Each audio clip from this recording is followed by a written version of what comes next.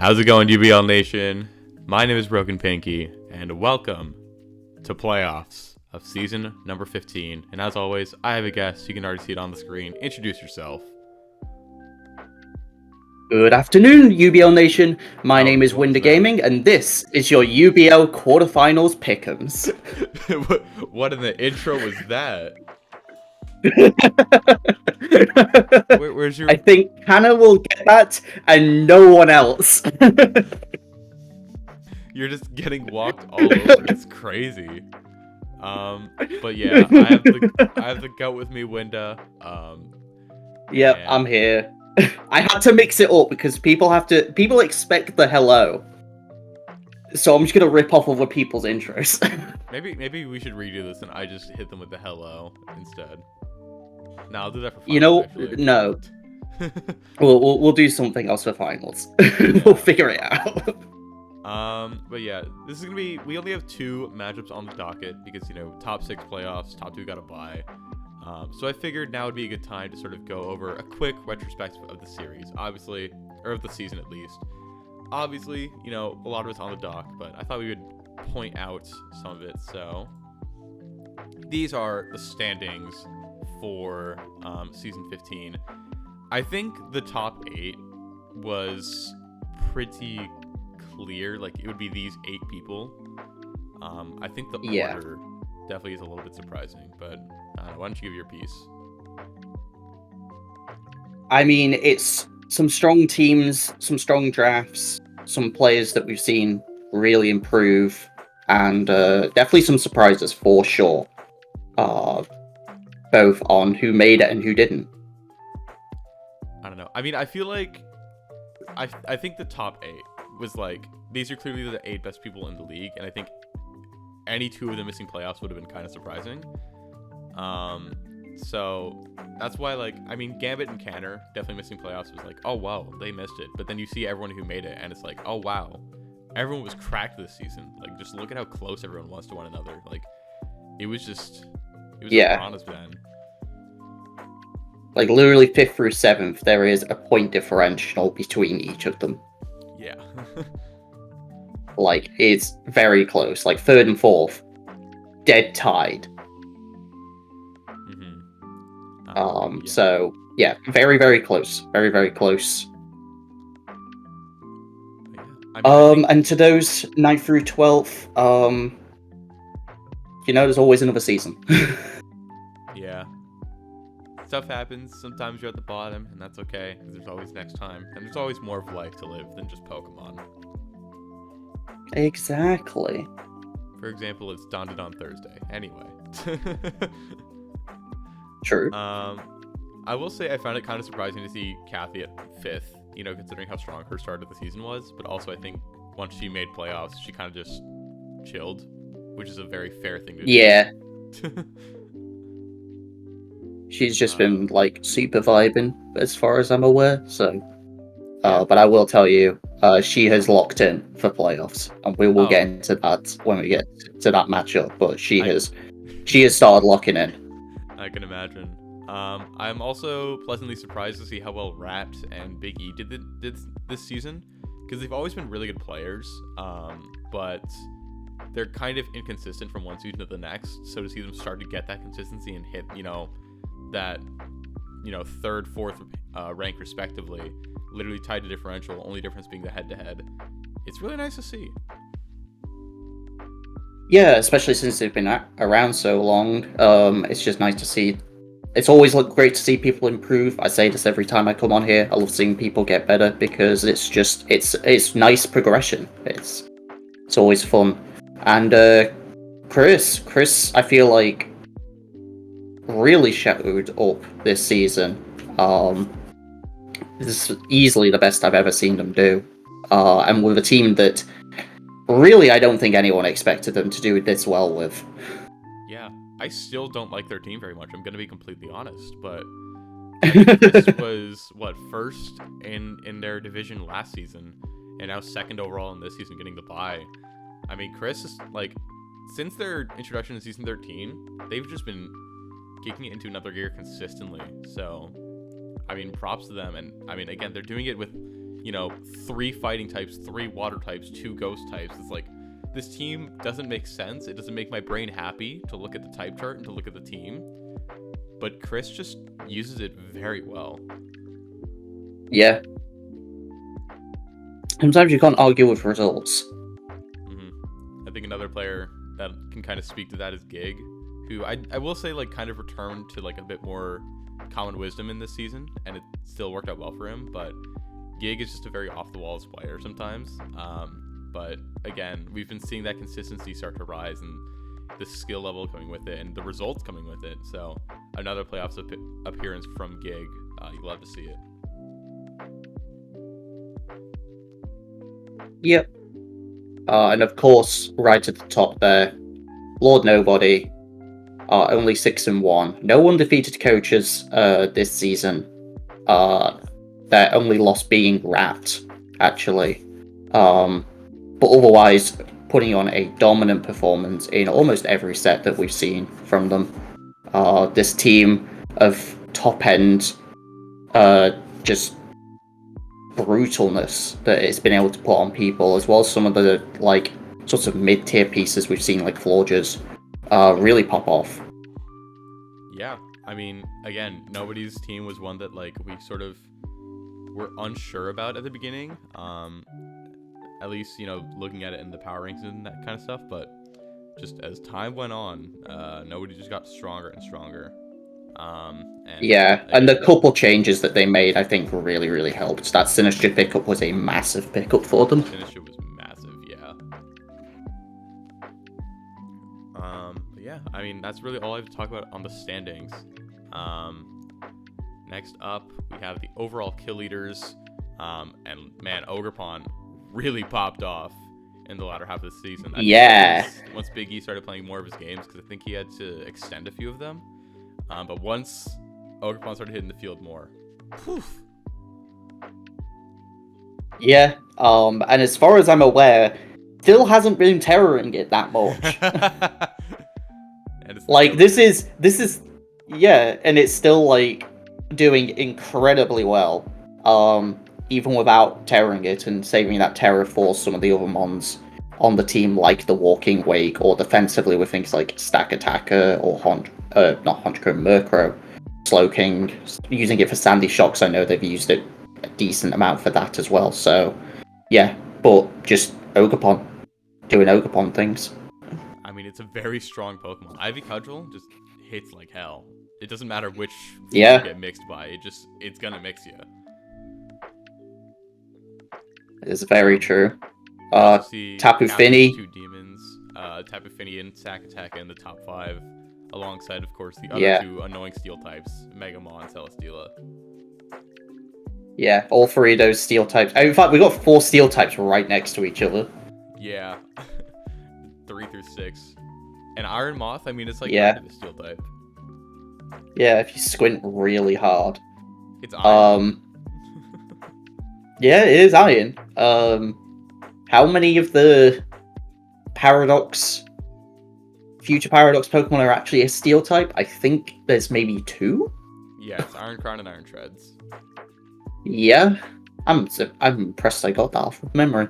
I mean, that's the Winda difference. But yeah, so we've got Finny. I think the interesting thing with Finny is because, like, we saw at, like, the mid-season, like, by week 4, Finny hadn't died. Yeah. And we've kind of seen that. We've seen that change now. Because, Cavs not been taking things as seriously once they were really comfortable with that playoffs position. They were just like, I'm cool with getting playoffs. We'll just mess about for a bit. I mean, now that it shows with the deaths, but at the same time, it's still got a decent number of kills. Like, 17 is nothing to scoff at. Mega Mawile was Gambit's MVP for sure. Really showing us again why Mega Mawile is not to be messed with if you give it the right support. Stack Attacker, Cav's unbelievable showing with this mon has really thrown it into the limelight. Celesteela, an amazing mon We all knew it going in. We didn't let it tear her for a reason, and Rat has still put on a show with it. And Genesect has been a really cool mon to see from Lord Nobody, used in very different ways and putting on a lot of offensive pressure.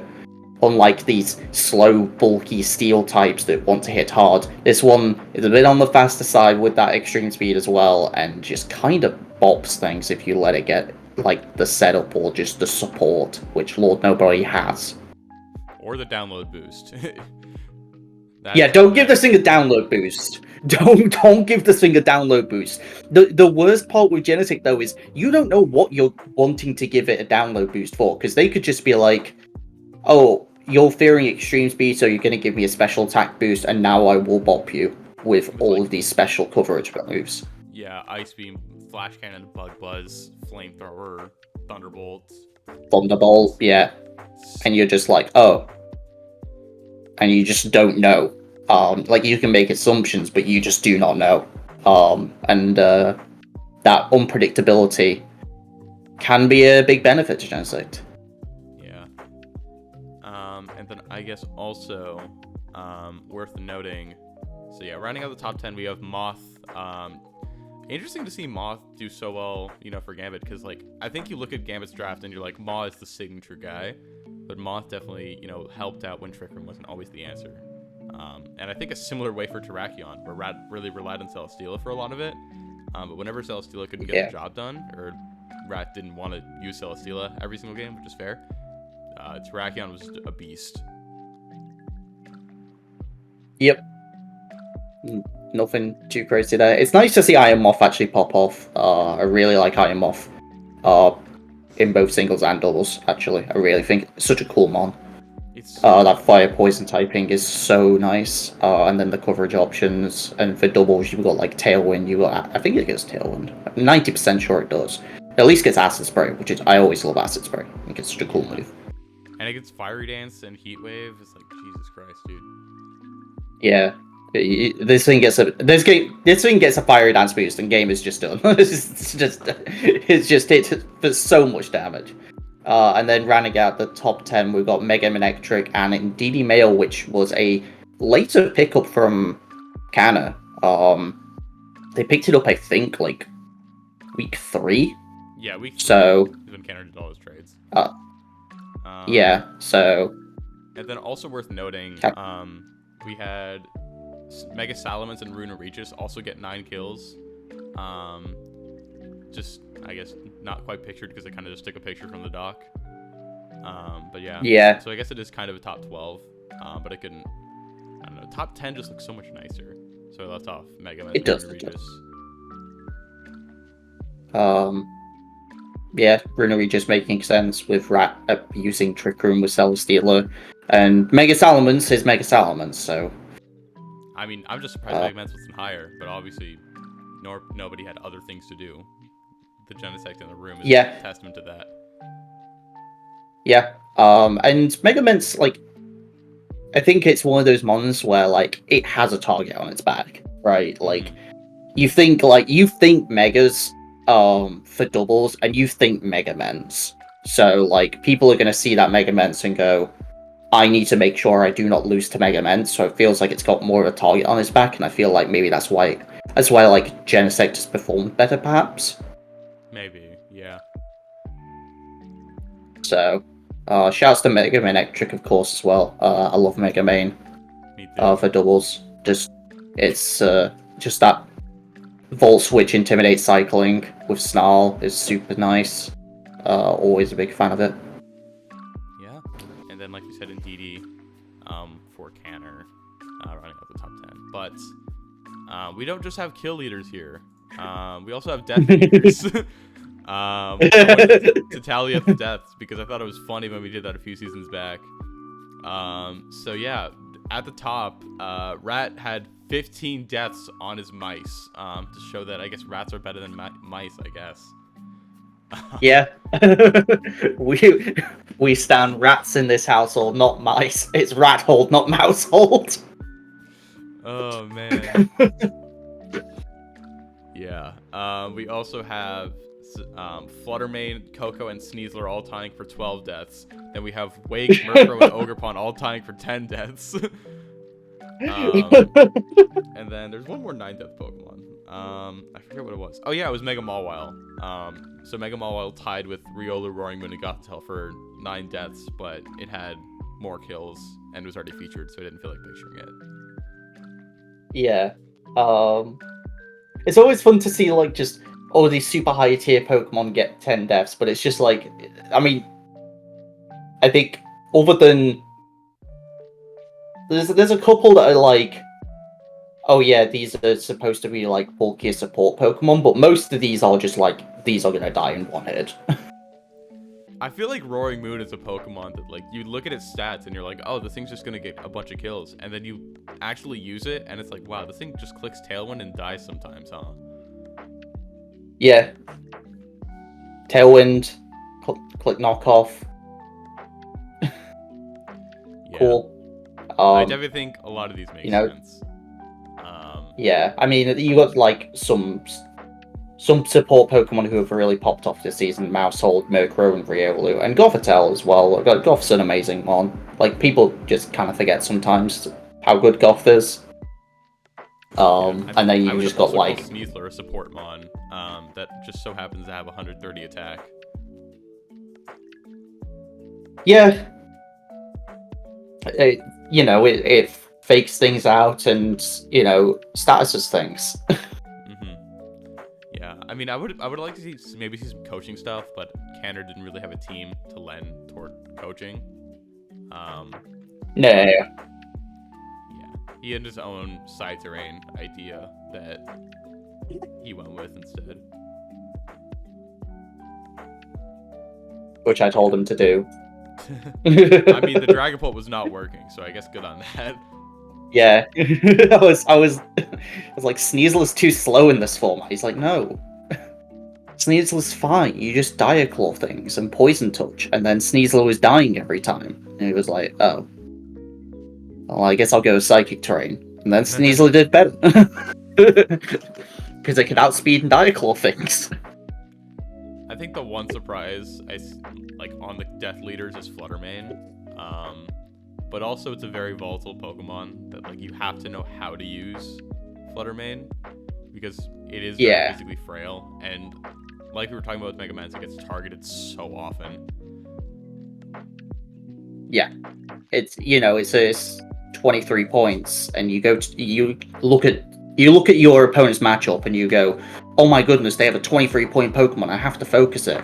And that's just what happens sometimes. Like, you just get kind of tunnel visioned on these top-end Pokemon. So some other Pokemon tend to shine, and as a result, the what would be like some of the highest tier amazing Pokemon, even some of the best that we've seen throughout Generations 9's VGC scene, just get too focused down for them to perform as well as we'd hope. Yeah. But with all that being said, I didn't want to harp on it too much. I thought it'd be funny to look at. But that's our standings for Kill Leaders and Death Leaders. Let's get into our matchups. We have 2 matchups on the docket here. First off, we have Big E versus Gig. And we have I believe, our first Ogerpon battle of the season, and I think our only one as well. Yeah, I was gonna say I don't think these two have played, but one has a fire Ogerpon, one has a water Ogerpon. Can I make it any more obvious? That being said, Scrafty does really help shut it down. Helps with the Mega Lopunny pre-terror, which is really nice. Do big damage to Slowking. Like, that's the first thing I see. Is like Scrafty's like a 99% brink here. Yeah, and I mean, Gig has been using Scrafty well all season, so I think that's a really good Pokemon to see here. I find it funny that Goldango feels like both uniquely terrible and kind of necessary, because Goldango is really good at shutting down the Trick Room mode, but it also explodes. It's awful into everything else. It explodes. Wait, I've just realized the fast mode. It's so funny. I've just realized it's not only an Ogerpon Ditto, but we've also got 2 of the 3 Paradox Pokemon from like the past with Walking Oh, Wake yeah, and to the Gouging Paradox Fire. Beasts. Mm-hmm.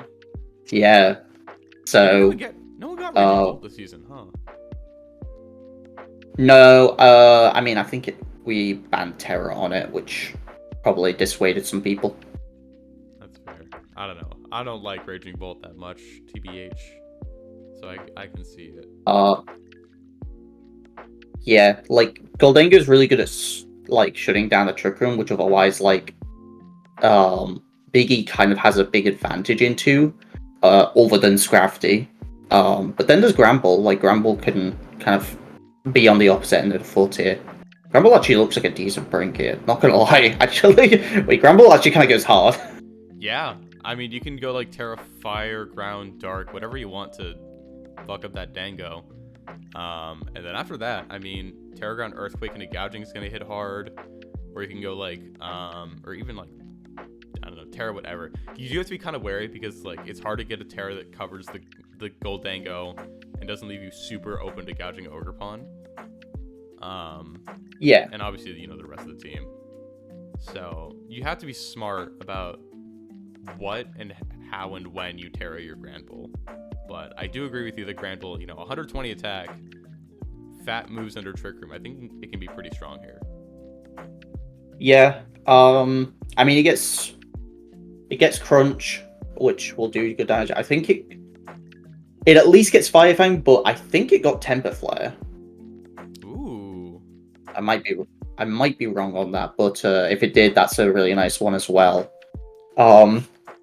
And then like if you can get the Trick Room set up here as Biggie, I think you're looking really good because like the two slow mons you have to worry about are Scrafty and Primarina. And Corporage gets coverage for both. Like it gets Power Whip and Play Rough. Yeah. Slowking obviously has the poison typing for the Primarina, and then Gramble can help cover the Scrafty even better, while also being Intimidate support for those two top mega threats on Gig side. Yeah. I mean, Trick Room definitely looks strong. But I'm gonna be honest. I think Big E can just go fast and just hit things hard. Like, yeah, Sun isn't great. Yeah, they can also give gouging the proto boost, but other than that, like, Sun kind of just hits buttons. Yeah, he's kind of got a point here. Like, if you can neutralize the gouge, like, Sun really cooks. Yeah, I mean, Shox has very few switches on this team. Especially, you know, next to an Ivy Cudgeling Ogerpon or a Hydro Steaming Wake. I think the three of those are going to be like a huge core. And then, of course, you have the Lopunny, which cannot be intimidated by the Scrafty and threatens both that and the Goldango. And even just like return plus close combat hits this whole team at least neutrally, if not super effectively. So like, you can just run the most good stuff slot set of all time, and it's gonna do damage. Yeah, like every single one of Big E's mons, I think, just can come here, and I think that's a real issue for Gig. Like maybe you have to bring Mr. Rhyme for Imprisoned Trick Room. Like, do you force Fake Out Wars with Mega Lopunny versus Pawmot? Like, it feels awkward. Like, oh, like Wellspring, Gouge, Scrafty, Goldango, Primarina all feel like givens, but then what do you bring in that last slot? Aerodactyl and get outsped? Pawmot and get outsped? Mr. Rhyme and get nuked? Yeah, it does feel like a lot of the other monster Gig has. Big E just has like the Big Brother version. Yeah, it just feels like Big Brother. Yeah, Gig is struggling to fill in their six, while Big E has choice paralysis. And maybe that's a good thing or a bad thing, depending on how you look at it. Or maybe this is where Morlul comes in. Who knows? I don't know. Maybe this is where maybe Sunflora can go crazy here, like I was talking about a few weeks back. I would love to see Sunflora pop off. I thought I had a good chance versus Cathy, but Hey, Big E knew Terra better. Fairy Sunflora here? Hold up, he spits facts. In Sun? You get the solar power weather Okay. ball, and you just explode the Goldango, and then you leaf storm everything else except for the Gouge with Earth power. Yeah, you get to. Hold up. This might be the time for Sunflora. No, it goes crazy because you have solar power, 105 special attack, Trick Room. Like, it's not bad. Yeah. I would put this on record. I won a set because of Sunflora. Hell yeah. Dude, okay, but that's not fair. You use low tier grass types like you're fucking Picasso. It's crazy. This is true. But I did win an entire set with Trick Room Sunflora and Manual Sun with my Weird Ear. This was like season 8. Yeah, what is it with me and low tier grass types? I also think something that's funny is that I think Mr. Rhyme, as the only ice type drafted, is the only Pokemon in this entire league that learns Freeze Dry. And Freeze Dry looks pretty solid. Pretty solid. I could see Mr. Rhyme running like an offensive set maybe. Targeting down, the Wake, the Shocks. Maybe you go like Terra Fire so you hit the Caparaja. Or like Terra Ground so you hit that in the Slowking. I don't know. You could do some cool stuff with Mr. Rhyme, but it is also Mr. Rhyme. So there's not much that you can do. It is also a Mr. Rhyme. Yeah. Yeah. And like, if you're an offensive set and you're not like scarfed, then you're gonna get outsped by most things. And even if you're scarfed, you still get outsped by most things. Like, I think it's base 70 speed, so I think Mega Lop can outspeed it if it's max, which it's going to be at least close to if they want to outspeed Aerodactyl, and then Booster on either of the Shocks or the Wake will outspeed it as well, and then you've got Priority Tailwind. Yeah, I don't know. This is a weird matchup, but who do you think has the advantage? I am locked in on Big E. I think Gig can cook, okay. But I just think every Mon. But yeah, I think we said Big E was looking to win this one. Yeah, I think just as long as they don't find themselves in choice paralysis on what Mons to bring, I think as long as they play decently well, I would give it to Big E. I just think all of their Mons look super good here. And it just looks really solid for them. Gig can cook, and Gig has been known to cook. But for me, on paper, like, despite the fact that, one Ogerpon should beat the other, there's also the Wake, which technically beats the Gouging, and then just everything else just seems to line up for Big E. Yeah. Shout out to random ad break in the middle of the music. I don't know why that happened, but regardless, I do agree. I think Big E has a really strong matchup here. And like you said, I think just more things that they can do. And again, that does come with the the analysis paralysis that Big E's gonna have to try to navigate around. But I don't know. I think Big E is just, I don't know. I think I could just see more possibilities for Big E than I can for Gig's team. So I want to give it to Big E for that reason. But I do think Gig has a lot that they can do. And I do think there's a big opening for Gig to win this game.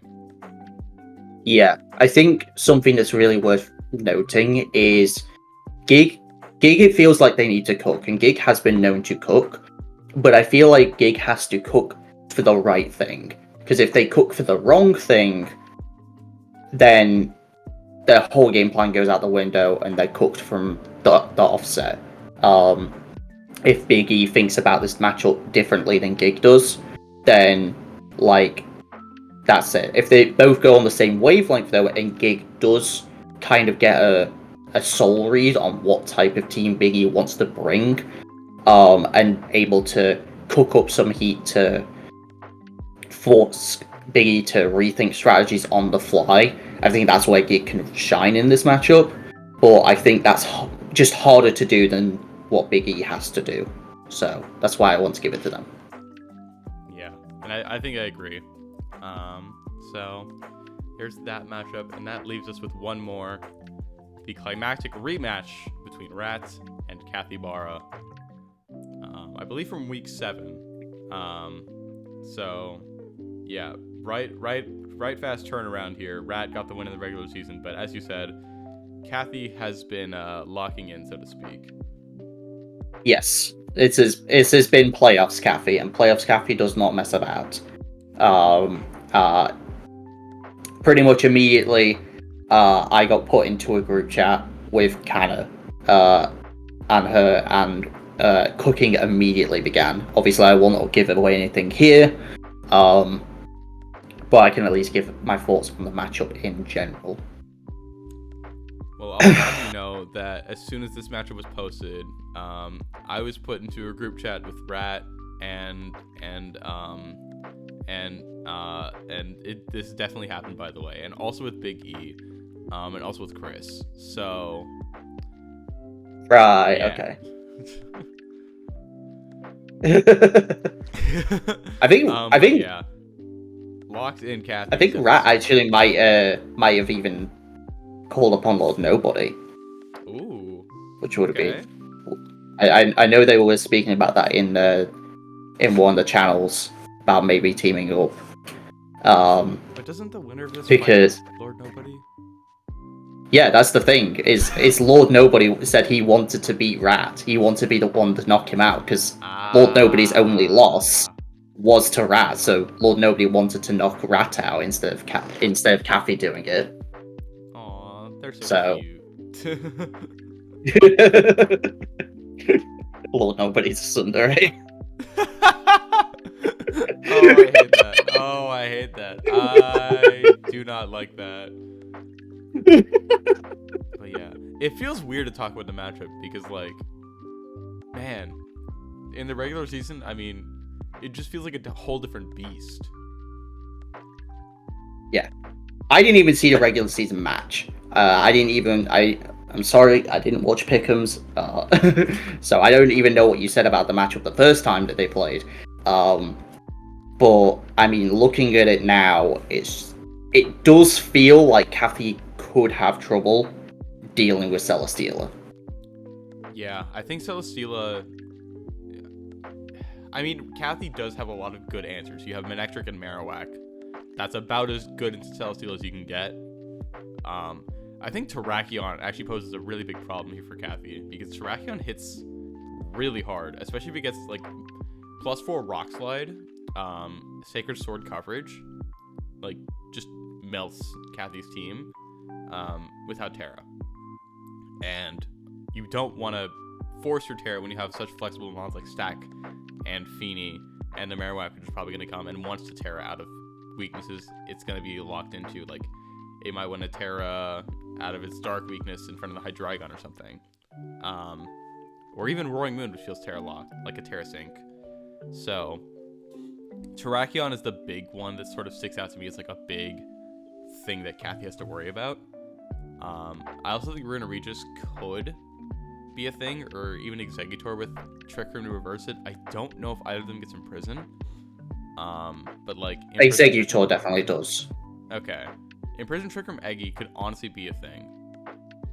Even yeah. Kind of sucks. I was about to say, well, you can maybe run just like Will-O-Wisp and Regis, but then there's Finny, so yeah, it's always risky with running status moves into a Finny team.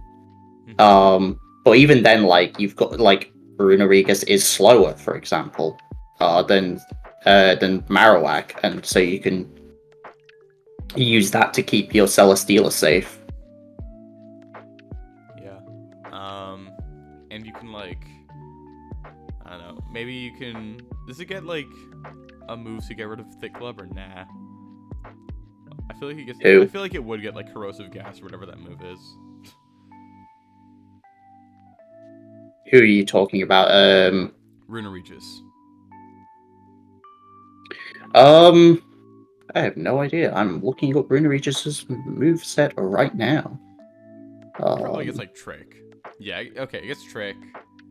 I just know it doesn't get Knockoff. It gets Dragon Pulse? What? It's just Yeah. Pokemon. What in the world? What? Why? Straight Pokemon. Okay. I know why it gets Dragon Pulse. Because this thing on its tombstone is a serpent. So it's like that thing is pulsing out the dragon. But that's still kind of weird. Still kind of weird. It also does get imprisoned as well. Oh, okay. So you have the option. So there's the option there. I mean, I don't know why you're thinking about like tricking. I was thinking about just killing the Marowak. I don't know about you. I mean, you know what? That's fair. But what if I want a big club? That's true. I was thinking about this the other day because like I was thinking back on some of my old teams and I used like Brew Bonnet and I was like, why would I put things to sleep when I can kill them? And it seems the same here. It's like, why would I trick away the Thick Club when I can just kill the Marowak? Well, because you probably aren't gonna Oko the Marowak with like Poltergeist. I don't know. I think it. I'd say Poltergeist is a. Nah, I reckon with attack investment you can get it. With attack investment, sure, but that's gonna be max HP Marowak with some defensive Vs. Like if I'm Cathy, I'm calking Poltergeist to make sure I can live it more often than I don't. If I can afford to do that, of course, because I don't know what else Cathy has in mind with the Marowak. If that is even a thing in her mind, which it very well might not be. But yeah. Okay, so hear me out. So max attack Poltergeist does 91 to 108 to max HP Marowak. Damn. Okay, now consider the following. What if you put like, I don't know, let's say like 100 defense EVs into that Marowak? How's it doing? 83 to 100. Okay. How did I just However, get that off like just okay? How did I get the exact number of defense? That's kind of crazy. However, consider this. Expert Belt. That makes it guaranteed against max HP 100. Yeah, and I'm Expert Belt, and also I have Helping Hand boost, and also I got Tricked to Choice Band, and also I have Dad Strength. Then it dies. Speaking Hey, Expert Belt is a good item. Marowak? Because it's a ghost. Getting Poltergeist, I feel like is overkill. Like, it's too strong.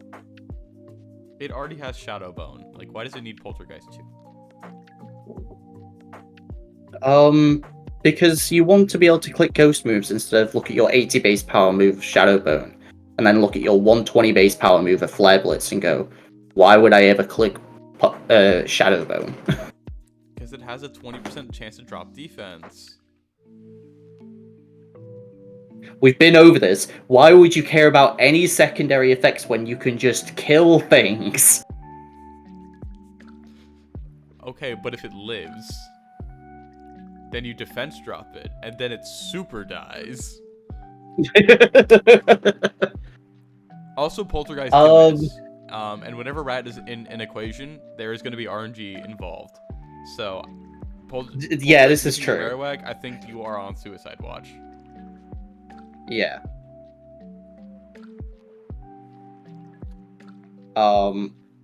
So, Rat, what you actually need to do to win this game is use Iron Ball Jugulus to use it in Trick Room, and then Earthquake Celesteela to Earthquake your own Hydreigon, and then die and lose the match.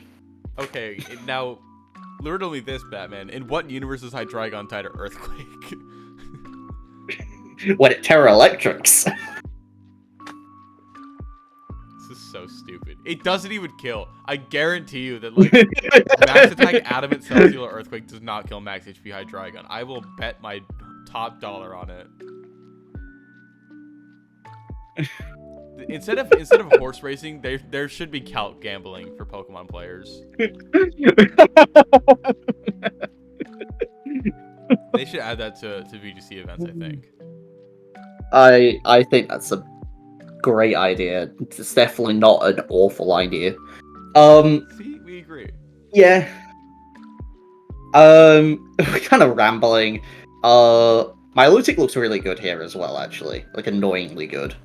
Yeah. I feel like Rat, like, pretty solidly has the matchup. Like, Milo is annoying. Mousefold is annoying. Celesteel's annoying. Terrakion is scary. And then you bring your two other guys. So I feel like in terms of matchup, I think Rat looks really good. It's just how much does Cathy want to win this? Yeah. It's gonna be tough. Like, God, oh, you've got your star at the ready. Yeah, the star makes a reappearance.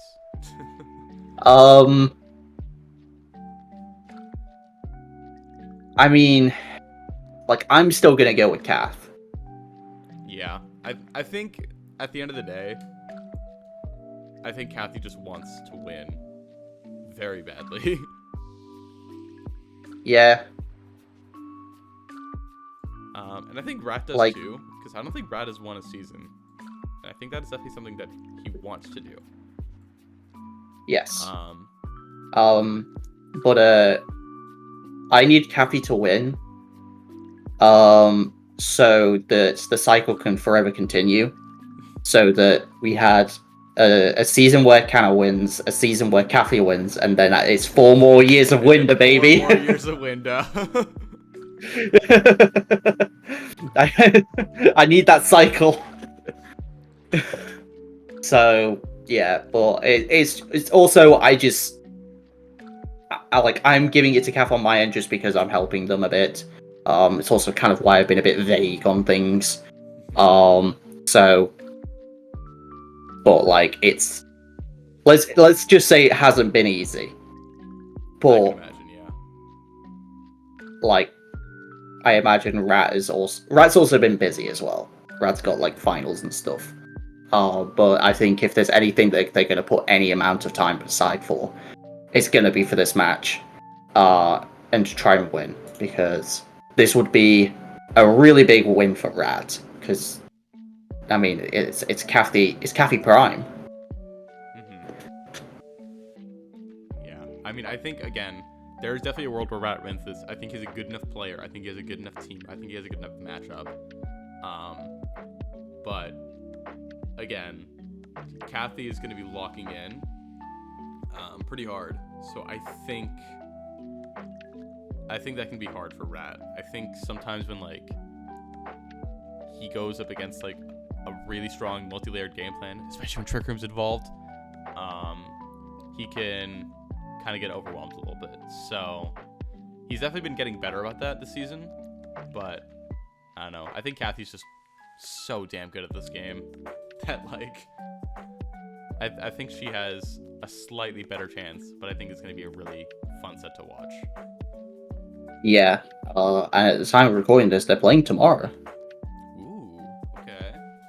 I believe they are playing. Yeah, yeah, tomorrow at 5 p.m. EST. So that's going to be a really exciting one. I don't know when Kick and Biggie are playing yet, but they will find a time to schedule, I am sure. And then after this, we get into semifinals. Yeah, that's all of our where the two top contenders enter the fray of Lord Nobody, who will be playing the winner of the match on screen, and then Kris will be playing the winner of Biggie and Gig. Yeah. So a lot of big stuff to come, but yeah, that is going to be all for this episode of Pickems. I guess, Winda, do you have anything else you want to say, you want to talk about before we sign off? Now listen, hear me out, right? What if you take a sandwich, but instead of putting beef on it, you just entirely fill it with cheese and nothing else? So Winda, I'm gonna introduce an idea to you called a grilled cheese. Thank you so much for watching this rendition of UBL Pickems. I have been Broken Piggy. I've been joined by Winda, and we're gonna and I hope you all have yourselves a wonderful rest of your day. Good luck to all the coaches in playoffs. Have fun in your games, and take care. Have a good one. Goodbye. Peace out, everybody.